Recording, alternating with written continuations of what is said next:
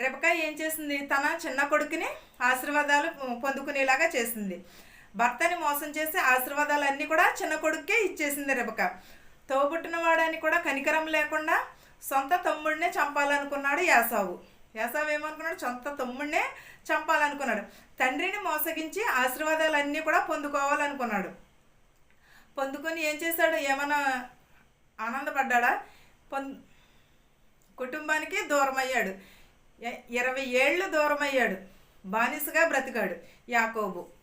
కుటుంబానికి దూరం అయ్యి అన్నని మోసం చేసి ఆశీర్వాదాలన్నీ పొందుకుని కుటుంబానికి దూరం అయ్యి 20 ఏళ్ళు బానిసత్వం అనుభవించాడు యాకోబు.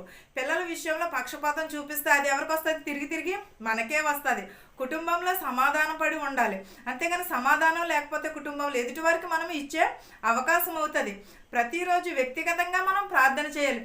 నేను ఐక్యత కలిగి ఉండాలి, నా సహోదరితో, నా కుటుంబంతో నేను కలిసిమెలిసి ఉండాలని మనం ప్రతిరోజును కూడా ప్రార్థన జీవితంను కలిగి ఉండాలి. అది మానేసి ఏం చేస్తున్నామంటే ముసలమ్మ ముచ్చట్లు, లేకపోతే ఇక్కడ కూర్చొని ఈ రోజులు ముసలమ్మ ముచ్చట్ల కంటే ఎక్కువ ఫోన్కి అలవాటు పడిపోతూ ఉంటున్నారు.